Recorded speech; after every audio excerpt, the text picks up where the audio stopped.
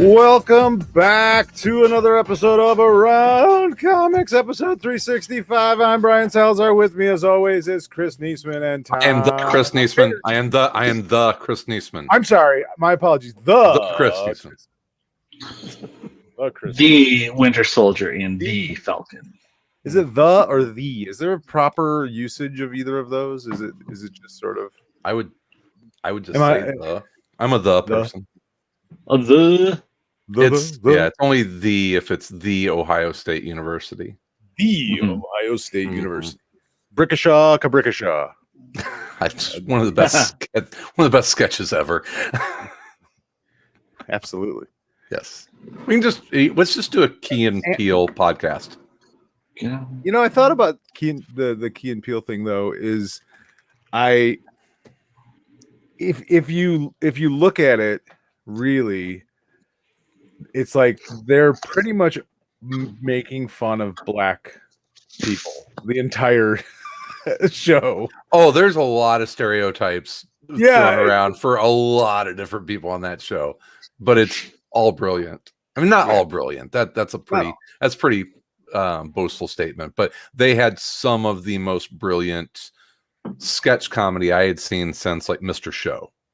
I still am disappointed that he's making those horror movies because I really don't give a shit about those horror movies, and I want him to make more Key and Peele. More Key and Peele. Yeah. I mean, the horror movies are fine, but he's good at them. That's the thing. He's a good. Yeah. My favorite Key and Peele is the one where one of them's playing country songs, and he's like, "That's racist." And they're obviously racist. He's like, no, we're just saying it was pretty cool. No, they're just songs. I think slap it ass that's one of my favorites. I love the Black Republicans meeting. That was a very good one. And then there is the ultimate classic, I said, bitch. Hear me. Yeah. You said what? You said that. Yeah. Mm-hmm. We're now going to be on Around Key and Peele. We're changing the format of the show. Yeah, comics. Format change. Tom versus comics are boring. Yeah. No, comics are boring. Some comics are boring, but I read a couple that weren't boring this week, and we are going to talk about comics. That's what people are here for, right? Yes. Which speaking of, it's I know that for Tom and I it was a very, very tough week at work and a lot going on. So I only read a couple things. So this would be a great episode if anyone is watching or tuning in right now. This is a great ask a question show. So I encourage that.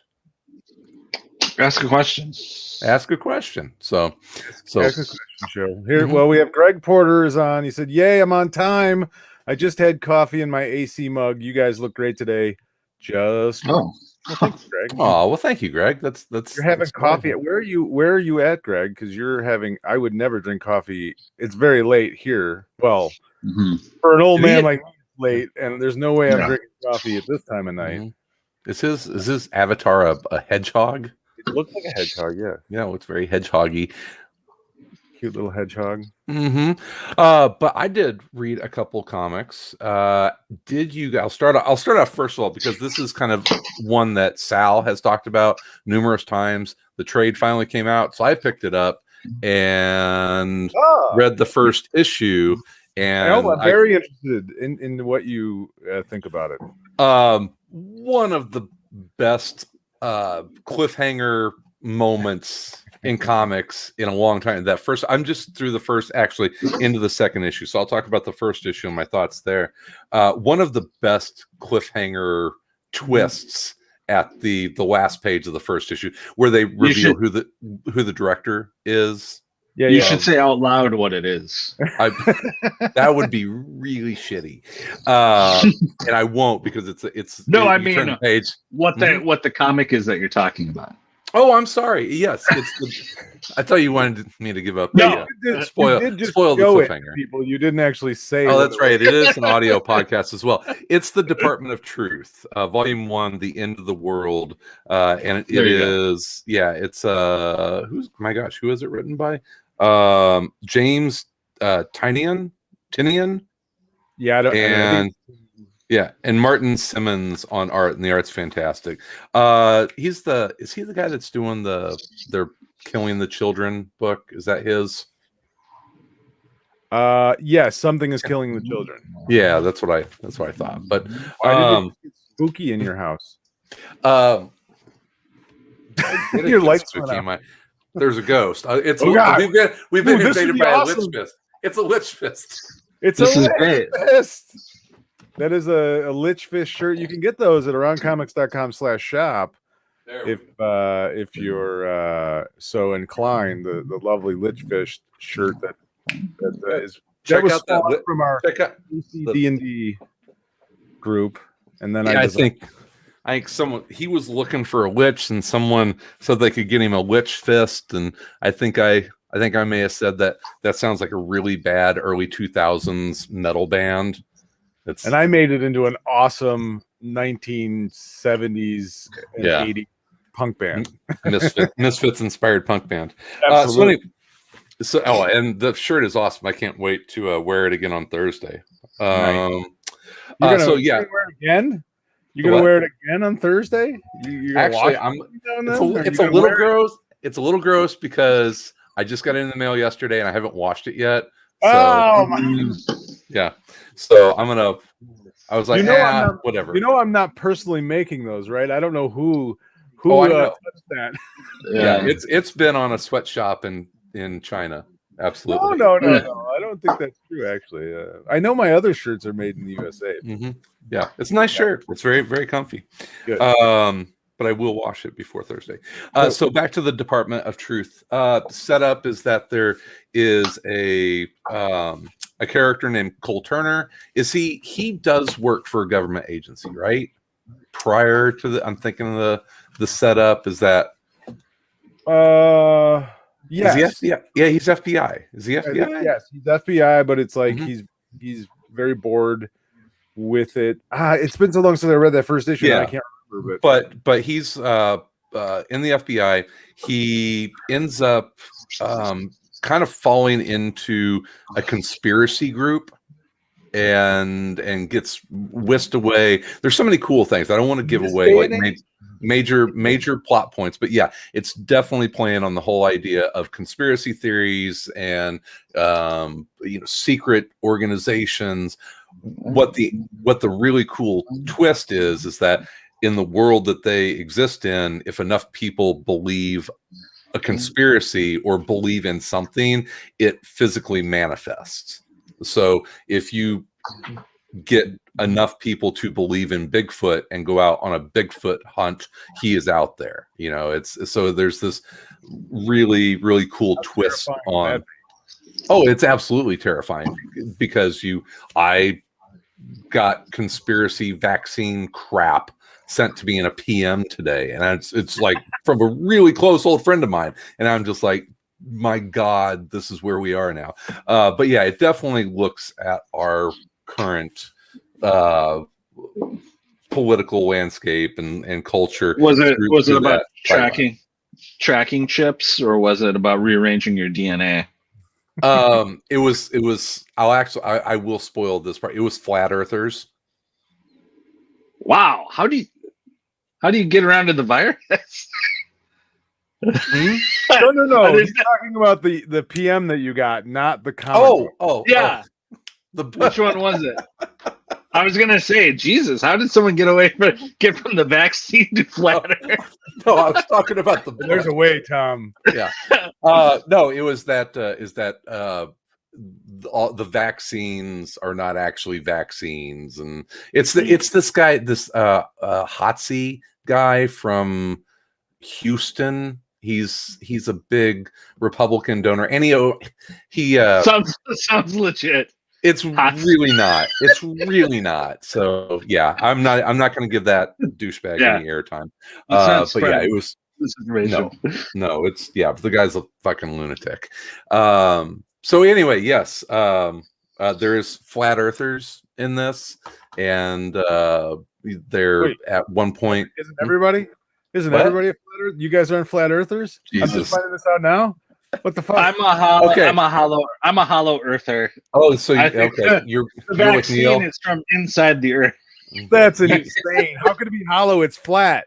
It can't be hollow and flat. That's impossible. Well, speaking of, if you have not seen the documentary Beyond the Curve, I think is the name of it. There's a couple flat earther documentaries, but I think this one is called Beyond the Curve. It's on either like Hulu or Netflix. It's great. It's really, really entertaining and frightening. It just makes fun of flat earthers. Is that? No, and that's what's really cool about it, is that it allows them to make fun of themselves.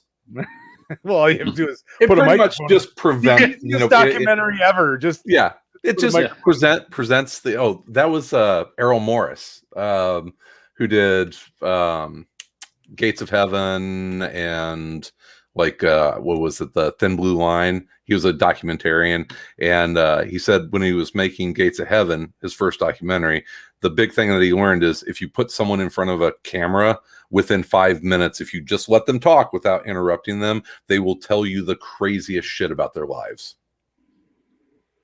Hence this podcast. Yeah. So anyway, all right, Department of Truth, very good. It's very good. Yeah. Yes, I read. I haven't finished the first volume yet, but I did read. I think I read the first 4 issues. I haven't 3 or 4. I don't remember. I really liked it. I thought it was a really unique take, and just something way out there, way different. And like if you like mind management, this is probably a good book. Okay, you probably enjoy it. There you go. Yeah. There it is.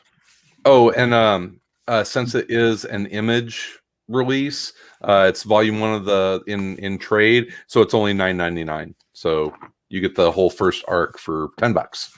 I'm waiting for the omnibus. The absolute. Yeah, the absolute. So I've been doing future stacks for forever now, and I keep seeing so I go through all the books that are coming out every week, and Marvel puts out like $40 omnibus that are like 400 pages of old comics. Are those? Anybody know? Are those black and white? They're like gigantic. There's like a Captain America one that came out this week, and it's like 600 pages, and it's like $40. Really? I used to know all the formats, but I feel like the delineations between what an omnibus was versus I don't know. It all became very muddied. Where suddenly it's like, wait, what is this? Deluxe hardcover, Yeah, it all became very. Let's see. You know what format I miss, Tom? Is even though I've got most of what I will ever read, but I love the essentials. That were the black and white, just on the newsprint black and white reproductions. I thought they were great, and for a lot of the comics from that era, I actually prefer reading them in black and white. I found some old Jonah Hex comics in color, but I was reading Showcase. Is that what DC called them? Those the DC ones. Yeah, I was reading the black and white Showcase edition. I actually prefer the old Jonah Hex comics in black and white. Yeah, without the bad print, bad production 70s, quality. Yeah, bad 70s coloring. And those stories, out of all those showcases, that was probably my favorite. Sorry, go ahead, Sal. I guess it's just the giant hardcover editions, but there's some out there that are like super cheap when they come out. And the one I'm looking at right now is like the New Mutants Volume 1 hardcover omnibus. It's $76, but it's 1,200 pages. What? 1,272 pages. That's a lot of pages. That's what it says on Amazon. 1,272 pages. So this is the thickest one that I think that Marvel put out. It's the Amazing Spider-Man one, and it is. It probably won't tell you how many pages. It's right around 1,000. Well, the New Mutants got it beat. Wow, really? Yeah. You got to get the most. Got to jam as much in there. I can't fit. Yeah, this is like 1,065 pages. If you add 200 pages to this thing is fucking unreadable. I'm glad I have it. It is fucking unreadable. You would, if I was in bed with this, it would crush my chest. It's hard.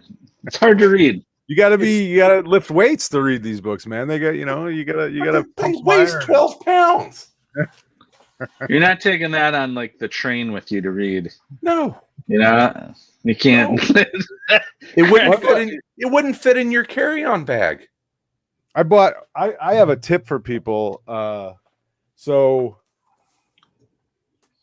I recently bought the Umbrella Academy library editions, and they're the exact same thing as there's a deluxe edition, and then there's a library edition, and the deluxe edition is actually smaller, but it comes with like extra stuff, and it's way more expensive. It's almost like twice as expensive as the library edition, which is actually bigger.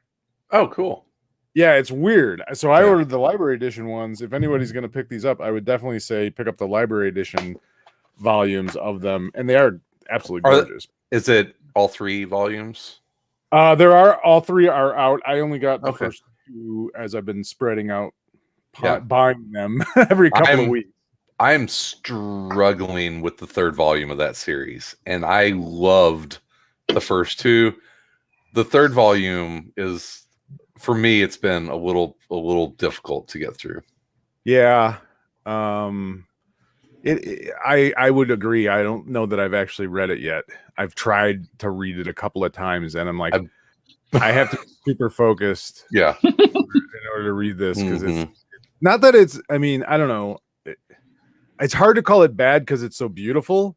And Gabriel and Gerard Way, I think, is a good writer and a really talented guy. And it's just so it's like, well, I don't think it's bad. I just think it's dense. Or there's. I think when I'm trying to read it, it's usually at night, getting ready to go to bed, and I'm just like, I don't have the concentration level and maybe the intellect to keep up with this one. Like, what's going on in this? I'm not a smart man. Greg Porter has another comment. He said, loving the future stacks and the integers, by the way. Ready for some more Tom versus, but don't say that out loud. Oops, I already did. He doesn't need the pressure. It's just good to see you guys doing new stuff. Pace yourselves. Thank you, Greg. Thank you, Greg. Well, I'm glad someone's enjoying the future stacks. You're the first person to say anything about them, so I'm glad you're enjoying them. Well, actually, Chris said he was enjoying them, but I enjoy them. I recorded a new Tom versus. I just haven't edited it yet. Yeah. So we have forgotten that we have not let people know in this episode that all of this bonus content that we're talking about, Tom versus the Freedom Fighters and Sal's future stacks. I've got interviews coming up. I will get the Hillary Barta episode released this week, and then we do ACTV, which this past week we had a gap week between WandaVision and the Falcon and the Winter Soldier. So we talked about the first 3 episodes of Superman and Lois, which was a good conversation. I enjoyed it. Yeah. I think I told you afterwards about the 17-minute mark. I'm like, I don't know if we have anything else to say about this show. And then we went for another 45 minutes. Yeah. It's magic, baby. Yeah, it is. We just got in a groove. And all of that, of course, is available as a Patreon. And so if you go to patreon.com/aroundcomics, that's where you can help us out by financing the show. This thing ain't free to produce, and you can get a bunch of great extra content. Absolutely. Patreon.com/aroundcomics. Do it. It's like so I've been reading a book over the last few months that I've enjoyed and I haven't talked about yet, and it's I think I mentioned it at one point, but I haven't gone in depth at all.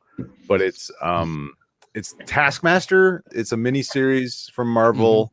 I think 4 issues have come out. There's one more issue to come out, and then I think that's it. It's just a 5-issue mini series. It's written by Jed McKay with art by what's his name? Alessandro Vitti. I will start off by saying, if you're a Deadpool fan, you'll probably like this book. It's very much a Deadpool-ish feeling character, or at least characterization that they're doing with Taskmaster at this time. So basically, this story is the Taskmaster, who is a mercenary, murder for hire kind of guy. His special powers are that he can basically memorize anyone's physical movements, kinesiology. I don't know how to say that word. Kinesiology. Kinesiology. Thank you. I'm an idiot, obviously. And so if he sees someone do something, he can basically replicate it forever. So if he sees like Iron Fist throw a kick, he can throw that same kick just as good as Iron Fist. And he's studied all the greatest fighters in the Marvel universe, and so he technically is one of the greatest hand-to-hand combatants, if not the best hand-to-hand combatant in the Marvel universe. But this story is about the fact that someone has killed Maria Hill. She's been murdered in her home, and his shield was left there. So everyone thinks it's him. And why would they not think that? He's a murderer. That's what he does. But he didn't do it this time. He's actually not guilty of this, but far from innocent. But it doesn't matter, because the Black Widow is now on his tail and after him, and she's going to beat the shit out of him for what he did to, or didn't do, to Maria Hill. His only hope is not Tony Stark, is Nick Fury. Yeah, Nick Fury offers to help him out, but he kind of needs his help in order to do it. There's this something that Maria Hill has been working on, and he figures this is what she was killed for. But it's locked up in like these old Hammer storage file system, and the only way to open it for some strange reason is to have the digital physical like imprint of 3 different people. Phil Coulson, who is the director of Squadron Supreme now, Amy Han, who is the director of this South Korean Tiger Division, and Okoye, who is the leader or the director of the Agents of Wakanda, the top bodyguard or whatever of the Black Panther. So basically, Taskmaster has to go and steal their, physical identities, basically, so that he has to go steal their MacGuffins. Exactly. But it's a perfect, setup for him, and he goes off to do that, and on the way he ends up fighting some pretty awesome characters. The first of which was Hyperion with the Squadron Supreme, and the really fun part. He's a little goofy. He's not so Deadpool-y. Like, he's not like way over the top, idiotic Deadpool, just out of his mind. He's much more clever and ruthless. But there is a little bit of the, sort of like, I'm a little crazy and I do funny things just because, I can't.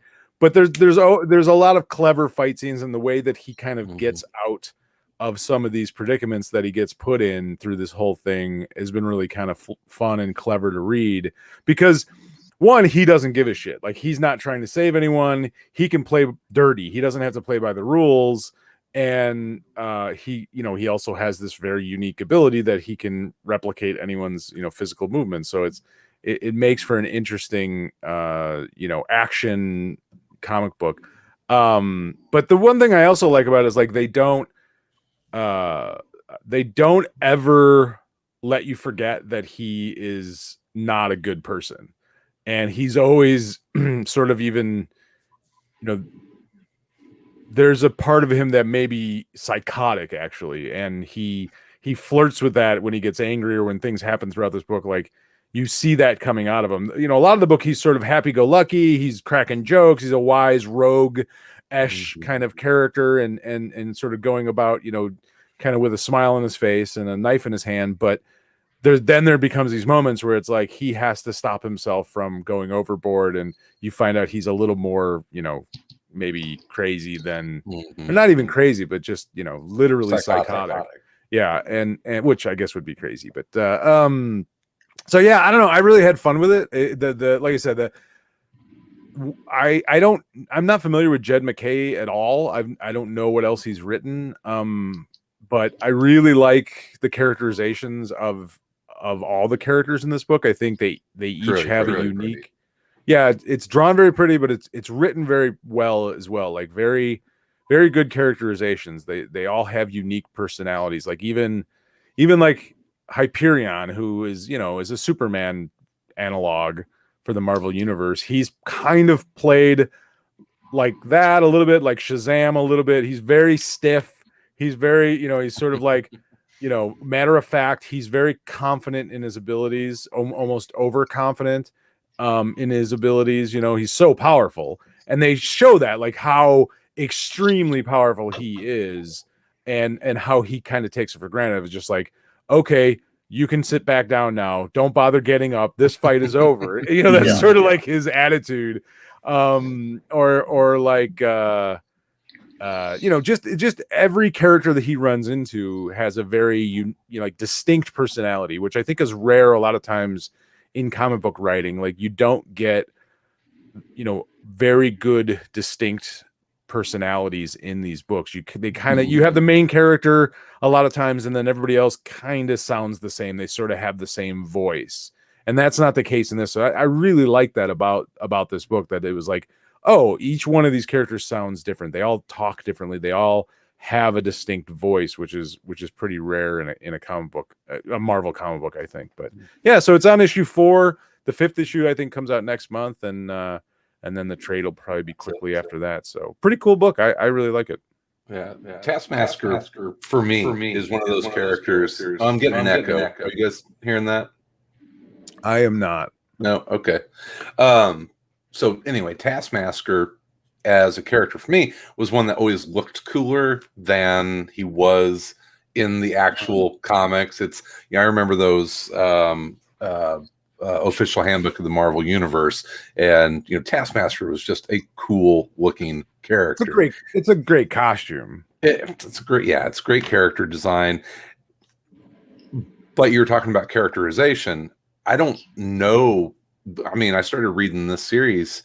I don't know Taskmaster as a character, like, how he talks, or it's for a character that everybody freaking knows and has been in the MCU for 30 years now, something like that. Pretty blank slate to work with, as far as I know. They've done a few of these now where, like, they're taking the bad guys and writing little miniseries. Juggernaut has one going on right now, and obviously, I think you've seen more and more of that in DC too. Obviously Harley Quinn, and now Joker has his own book, and you're getting Poison Ivy's becoming a character people are interested in, and you go back to when they had the Mystique series. I love that. It was kind of a root for the bad guy kind of thing, even though she was. And that's this. I mean, they set it up well, because it's like, well, he's innocent. You don't want he's a dirtbag, and he's a hired mercenary, but it's like, well, but he is innocent, so I want him to succeed at these silly tasks just because he's an innocent man, and then that, that's why you love like Suicide Squad. Yeah, exactly. They're you can always have a worse villain. Even villains can have worse villains, and that's a pretty popular kind of, I don't know if it's a genre in and of itself at this point. Subgenre of comics is super villain comics, or you have root for the bad guy comics. But yeah, it's like a step further than that even. Created by David Michelin and George Perez. Oh, really? George Perez created the costume. So there you go. That's probably one of the reasons it's such a cool costume design. Yeah. Got Perez making it. Yeah. Yeah. Would that have been in an Avengers run? Avengers 196.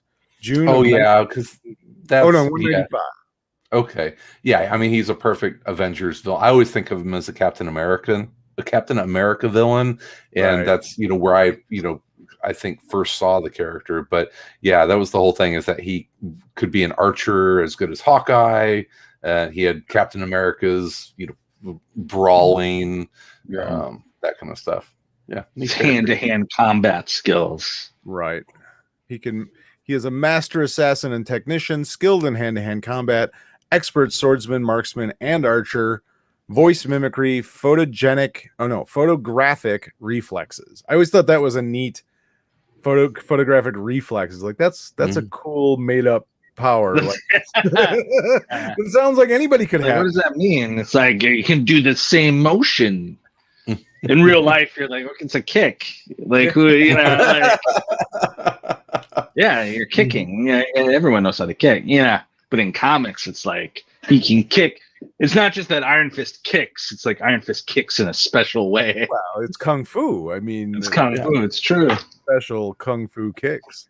In real life, if someone came up to you and was like, "Oh, I was watching you kick," I was watching you kick, and now I can.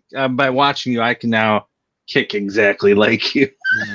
That's, it's like going up to Aaron Rodgers. I saw you throw a football. Now I can do it exactly as you. I have photographic reflexes. Well, I will say there's definitely technique to certain, to punching and kicking. Yeah, it's just funny because it's it's also like Iron Fist also is got mystical powers. You can't replicate those. It's just that's what I've always. It's like a very. It's great because it is very much like a 10-year-old boy power, in a good way. It's like I can punch just like Captain America, and it's like, I mean, sure, I guess. Sounds awesome. Yeah, cool, okay, yeah. So it's always I've always liked. In the book, he whenever he uses something like that, he says where it's from. Oh, I saw Captain America do this to Batroc the Leaper. I mean, like literally, that was a line. Awesome. So it's it's good.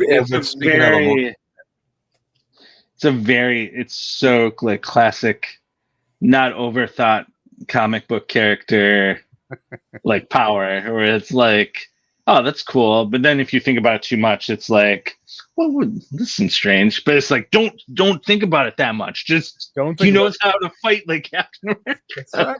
Captain America has a very distinct way of punching and kicking. Yeah, he knows how to do that. He watched it. He is definitely an underused. I mean, I don't know if I'd say underused, but he's definitely. I think you could do more with him. And I mean, in this it was an interesting book because like they didn't they never made him look like a good guy at all. Like he was a piece of shit and proud of it. Like that was sort of the thing. Like he was just like, well, the one thing I loved I did like it. I laughed at it, but I was also like, oh, that's a Deadpool thing. Was like his ringtone was a Dolly Parton working 9 to 5, which was funny. It was just. Yeah, it was funny. That's funny. Very Deadpool. Yeah, but he answers the phone as like, "Bastard for hire. How can I help you?" So stuff like that where he doesn't take it seriously. He's a little kooky, but it wasn't over the top with that. And actually, I felt like after the first issue, that almost kind of went away, and it wasn't so much, so much that Deadpool feel to it, but. Nonetheless, if you like Deadpool, I think you'd probably like this book. Speaking of memories, though, photogenic reflexes. I was watching another podcast, and they were talking to this kid who maybe you've seen it on SportsCenter or something, but he has like special handshakes for every one of his teammates on a college football team. Oh, that's cool. Yeah. That's a lot of people. Complex and like. But they were talking to him, and they're like, "Yeah, man. After that, when I didn't even know it was happening, I was being filmed. I was just going through the line." And he's like, "It all happened because I went to college with a guy that I went to high school with, and back in high school, I always had my crew of guys, and like we would have a special handshakes. But each one, there was 3 or 4 guys. We would each have a special handshake. Then I go to college with one of my guys that I grew up with, and we had this special secret handshake." Well, guys started seeing it, and they're like, "Hey, man, I want one," and I want. So like it got to be the whole team, and so he would just go through after practice the whole line, and every guy had a special handshake. That's hilarious. Well, amazing. Yeah, pretty amazing. But it gets better. one of his assistant coaches was filming him, and it ends up going on ESPN, and it blows up. And now it's like every fraternity, the president of the school wanted one, like all of it. He's like, currently I have about 200 people that I share a special, unique handshake with. Like, how do you like the Taskmaster? How the fuck do you remember that? Like, he's the handshake king, man. He's the handshake master. The Taskmaster would watch him and remember all 200 individual handshakes. I can never know when that would come like in. you. I know when I got it. I got it. So yeah, maybe he's got some special skills there. It's not quite mercenary assassin, but better for the world. But it could be. Yeah, but it could be. Could be handshake someone to death. Deadly handshake. It's not that we're saying that he's not an assassin for hire. Well, I don't know. We're not saying he is, but we're not saying he isn't. Don't know. Yeah. Plausible deniability. Mm-hmm. I have one last one, unless Tom, if there's something that you wanted to bring up, but I know that you were. I got nothing worthwhile. All right. I got nothing. Busy. This one actually came out a couple weeks ago. Did you guys have a chance to read Nottingham? No, I did not. It's from Mad Cave Comics, with the creative team of Hazen, Volk, Romano, and Gill. So it's David Hazen writing and Shane Connery Volk on art. It is. I liked it. First of all, it's a different take on Robin Hood and the sheriff of Nottingham and that story. Just that is the story. It's just kind of told from a couple different perspectives. It's basically told from the perspective of the sheriff, which is the blue collar, hardworking sheriff of Nottingham. Just a simple civil servant. Hey man, he's following orders. He's trying to keep order. There are bandits that are stealing from people, and they are more than that. There is also a serial killer on the loose, and someone with arrows. I will let you read it, but I don't want to give that much away. So yeah, it's if you like the whole Robin Hood lore, it's worth reading. It's I like that part of it. I'm kind of a fool for the Robin Hood. The art in it is really interesting. It is pretty unique from anything I've seen in a while. It's great cartooning, but just the way that this guy draws faces it's almost like they're masks. It's hard to describe, but it's a very pretty book. It doesn't look like anything else that I've seen out there, and it's good. I like it. What do you think fans of Robin Hood? If they had like a name, I'd say like nodding heads. Nodding heads. Nodding heads. Or trying to think of what would be a good, the nodding head community loves a good Robin Hood comic. Mm-hmm. Your fellow nodding heads. Yeah. The hoodlums. I'm gonna look it up. You wouldn't call them hoodlums, maybe? Yeah, they'd be the Sherwoods. The Sherwood. Robin Hood, nodding heads. Let me look this up. Fan fiction. You're talking about like hardcore fan fiction writing. Yeah. We got married in a Robin Hood themed wedding. Fans. Yes. What do they call themselves? What do they call themselves? If you're like, you have your own.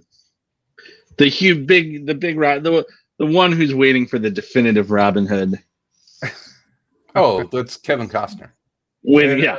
Prince of Thieves. No way it's Errol Flynn. No.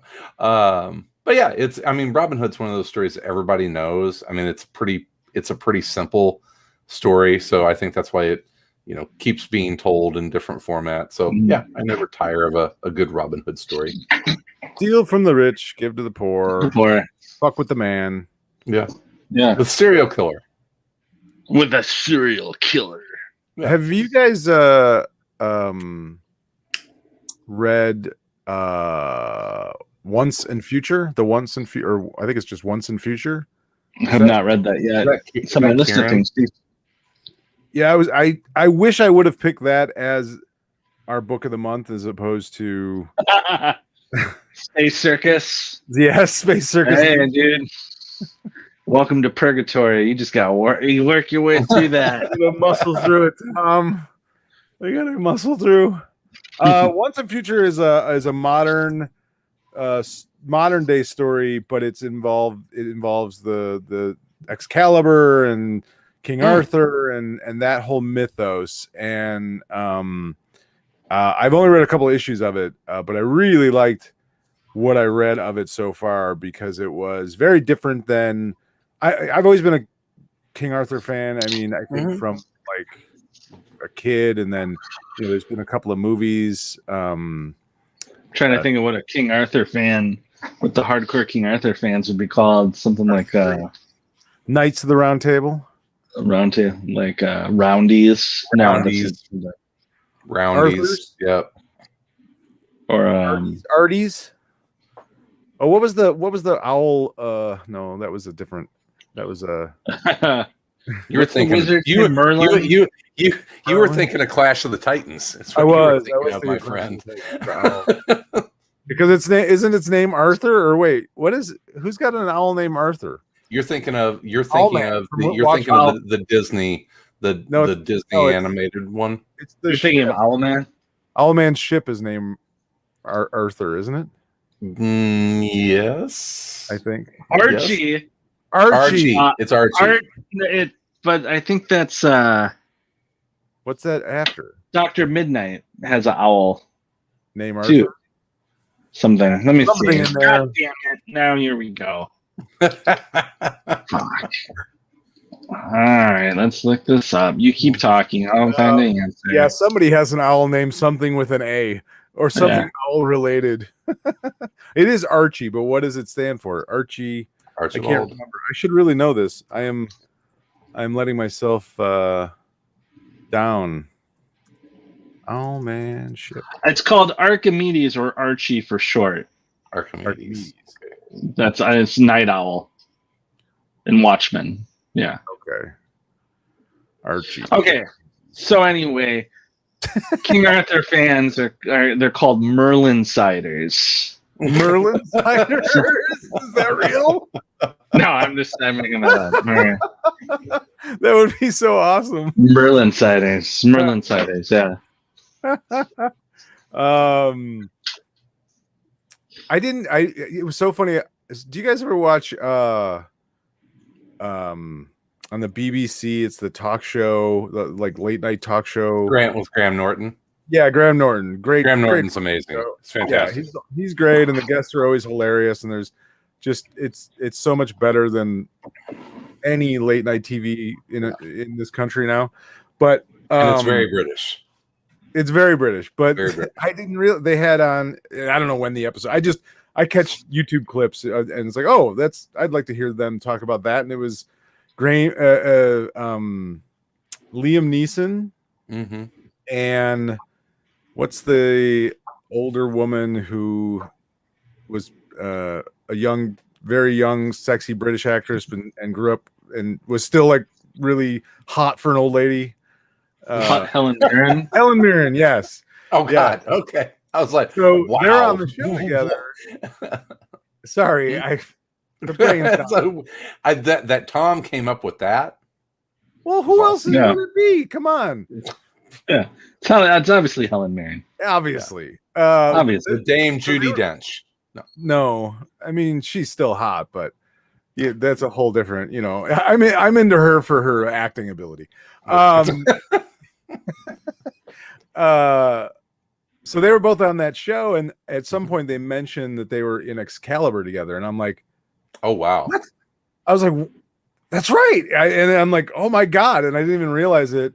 And then they lived together. They like dated after that movie. Oh, really? Together.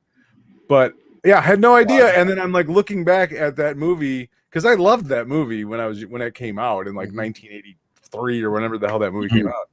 And I still think it's one of the like better Arthurian. Yeah. It was weird and out there, but I think it was an awesome movie. But yeah, she's Morgan Le Fay. There goes Tom. And he is I don't think she played Morgan Le Fay? She played Morgan Le Fay, and I think he's Arthur. Yeah. Okay. Tom's back. We lost Tom. Tom's back. Sorry about that. Anyway, that was he had to go register merlinciders.com. Merlin Ciders. Get your best. Roboto someone 6 said the MCU sucks and it ruined both movies and comics and inspired the New 52 and DC Rebirth and Doomsday Clock and three Jokers. inside each of us is 3 Jokers. Yes. We all have 3 Jokers, and you all have 3 Jokers. Are these topics for well-worn ground? That could be, yes. I could talk about 3 Jokers every week. That's a valuable why book. Why are there 3 Jokers? You couldn't come up with 3 different ones. 2 of them are kind of the same. You couldn't. Let's see. One's the comedian. The other one's the jokester. There's a criminal. What was it? The criminal. The comedian. The clown. Oh, the clown. The clown. Yeah, like they're all clowns. Was one of them a comedian? The other one was a clown. Is that what it was? I don't remember. And I don't. God, can't look it up. Tom. 3 Jokers. Why? Why 3 Jokers? Are there 3 different Jokers? Yes, of course. Of course, there's 3 different Jokers. Of course, there's 3 different Jokers. Duh. I still think that was a really pretty book. It was pretty. Yeah. Pretty bad. The clown, the comedian, and the criminal. Yeah. Yeah. I mean, you couldn't tease the clown and the comedian apart a little bit more? Well, there's a big difference between the clown and the comedian. I mean, comedians would spit on clowns. What was that clown movie that? Clowns from Outer Space. No. Bobcat Goldthwait directed. Fucking mimes. That one. Yeah. Everyone should have to come up with their own 3 Jokers. What was the name of that movie? God, this is such old man. Please. No one can remember name of anything. I'm like looking everything. What was that? We've forgotten everything. Yeah, Tom is our research department. This is how all my conversations go now. Remember that? What was it? Yeah, that woman. The what? Helen Mirren? Yeah. Can't remember the name of anything. Can't remember. Well, there's 3 of them, right? There's the comedian, the clown, the criminal. Yeah. You had me second guessing. I'm like, yeah, it was a clown, wasn't it? Yeah. Maybe, no, it couldn't. I don't blame you. I don't blame you for not being able to remember which one's which. The comedian, the clown, and the criminal. They all had to start with a C. Did you know? So it was the 3 C's. So clown. It was Joker squared. 3 C's. The clown, the comedian, the chef, the curator, the chef, the chef Joker, the chef Joker. You get it? Yeah. Shakes the clown. The clown. Shakes the Clown was the name of the movie. There you go. All right. What was the name? Great movie. All right. The name of that movie. So since this has turned into Around Google, we should probably do our last plugs for the week. We have in 2 days AC D&D. Yes. So you can. Did you want me to play? Oh. Did you want me to play the intro or something? Oh, you got to play the intro. It's brilliant. Oh crap! Where is it? All right, here we go.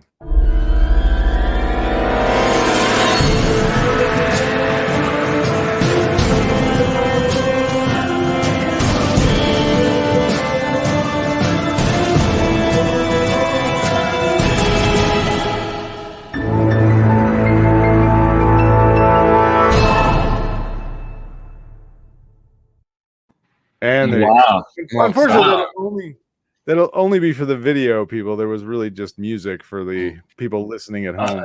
I can tell you, if you're only listening to it, you're missing so much of the magic of people playing Dungeons. You captured the magic of it in the intro. It does ask the question, why are they all elves? Because each one of us figured that no one else would pick an elf because it was so obvious. And so now we have 5 elves. Well, That's a lot. 4.5. Oh, that's right. You're a mudblood. No, I'm not. Oh. I'm not. I am a drow. Oh, Sadly. Yeah. Yeah. No. Are you guys still doing accents? Have you maintained that? Badly.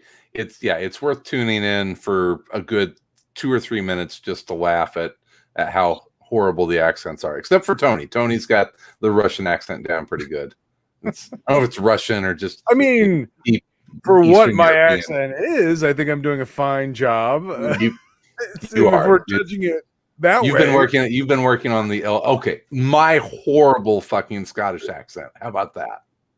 I enjoy it. I don't know. I think it's fine. I think it's all part of the charm of our Dungeons and Dragons. It's a hoot. We have a good time. Ridiculous.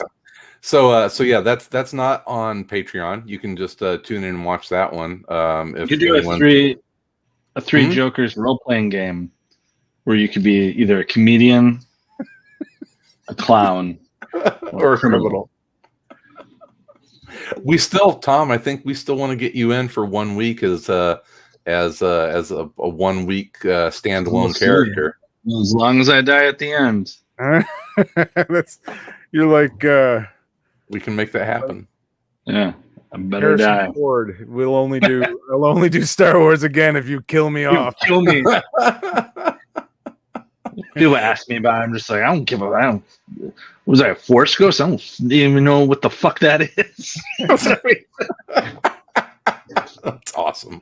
Yeah. So anyway, ACD&D on Thursday. Then we have all of the Patreon exclusive stuff, which we'll be doing the Falcon and the Winter Soldier after hours on ACTV this week. So that's premiering, and then Tom's got Tom versus the Freedom Fighters. I've got the Hillary Barta interview, which, speaking of interviews, it won't be a straight up interview, but we are going to have a guest on the show next week. Yes. We're going to make a little extra room for Derrick Robertson, who's getting ready to have a written and drawn Batman the Dark Knight #1. Is the first time that he has written and drawn for DC, I believe. So it's also probably one of the only Batman #1s.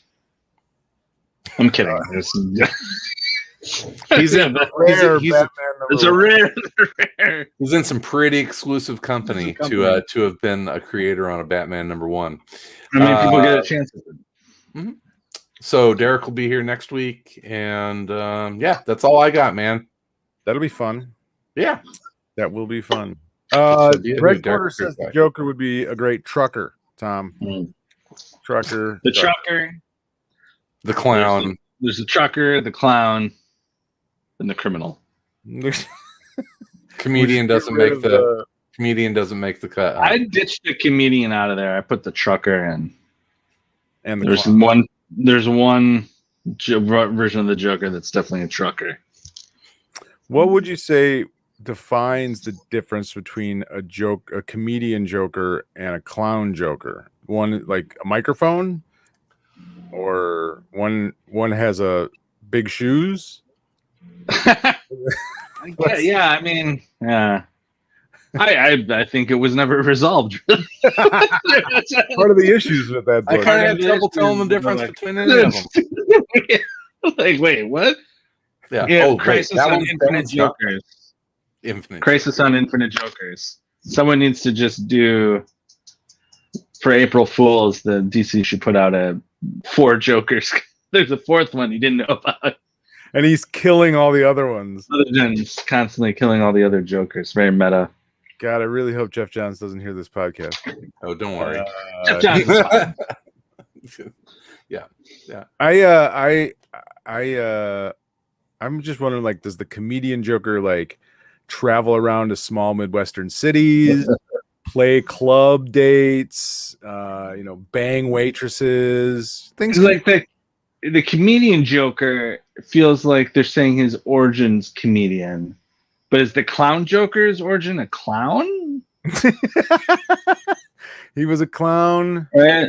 Like the criminal, also kind of a reference to whatever. Who knows? Who cares? Well, the clown. So the criminal would have been Joe Chill, right? Yeah. Oh, well, I mean, he was a criminal before he became the Joker. Did he? Wait. No, Joe Hill wasn't one of the Jokers because did I say Joe Hill? Yeah. Because they wanted to turn Joe Chill. Why are we talking about the three Jokers? Now, Joe Hill, the author, is he one of the Jokers? He could be. He's in the scene. Because didn't Batman have to go and save Joe Chill from the Joker? And listen, man, it's infinite universes now. It doesn't anything. Okay. Joe Chill could be the Joker. There's a whole planet. There's a whole universe where everyone's a Joker. Thomas Wayne. Joker. Everyone's a Joker. Everyone got Joker. Everyone got Joker. I'm almost caught up with Pennyworth, by the way. Speaking of the 4 episodes. Wayne.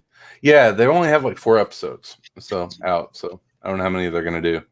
Back to the Joker. I have another question. Seriously, like, so the comedian would have been the Alan Moore Joker. Right? Yes, because that was the stand-up comedian. That was that. Mm-hmm.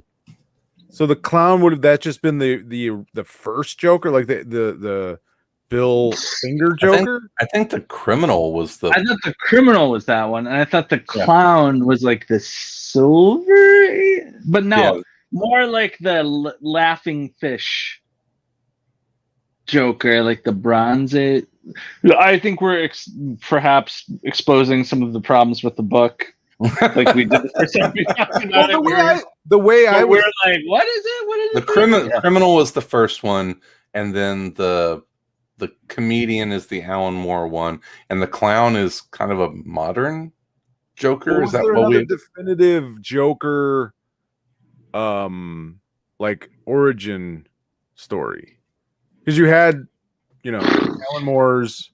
Yeah. That was a different story. Was there another? That's what I was trying to think. Was there a third? If you had the original Joker. Yeah.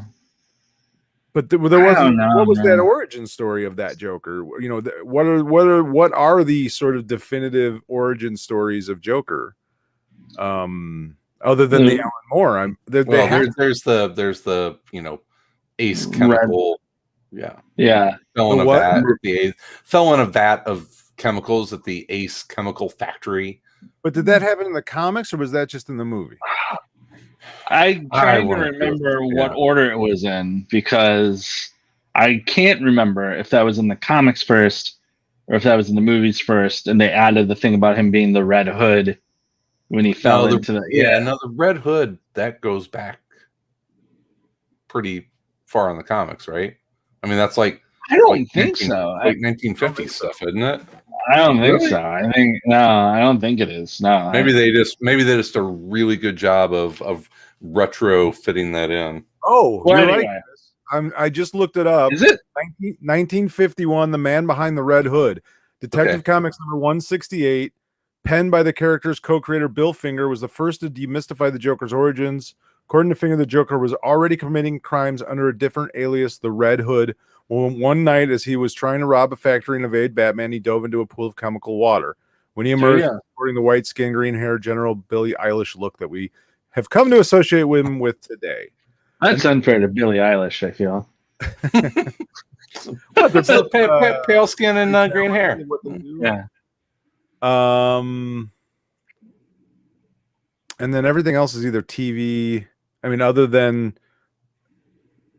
Let's see. Hold on. So this is just a list of all of his origins. So Bill Finger did it again, basically, right? Yeah. Then Singer did it again. The Killing Joke, 1988, obviously. So that would have been the comedian, but it was still the Red Hood. And then Tim Burton's Batman, Mask of the Phantasm, the animated series. He was a hitman and chauffeur for Gotham City mob boss Salvatore Vallesta. Lovers and Batman Confidential, Dark Knight, Arkham Asylum, Batman Arkham Asylum 2009. It's a video game, so I don't. Year Zero.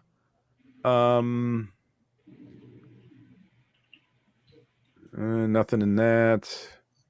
Yeah, so I don't know what so the Criminal would be the first one. The comedian. Ellen Moore's, and then what's the clown? Who the fuck is the clown? That's weird. God damn it, Johns. All right, let's wrap this up, guys. I was waiting for Sal to just get really frustrated trying to figure out. Yeah, it's too muddled. I mean, there's so many. It's too much, Jeff. Yeah. I don't know. So, but it looked really pretty. So to hear us trying to move on from this shitty topic, and I refuse to let you. So if you want to tune in next week as we Google more fascinating topics, you can do so every Tuesday at 8 o'clock Central Standard Time. Next week, we have special guest Derrick Robertson sitting in with us. So, yeah, that would be a great one to put a question or two together and submit those to the show while we're talking with Derrick. Would be cool. Yeah, thanks everyone for listening. Check out the Patreon page. That's all I got. You guys? No, sir. I'm all right. You're still reading about Joker origins. We'll be back next Tuesday. In the meantime, in between time, we'll be everywhere in and around comics. Jokers Infinite. Jokers. Infinite After Hours.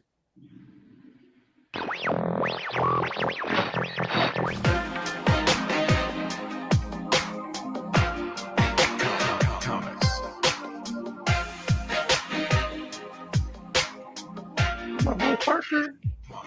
Hey, Parker. Hey, buddy.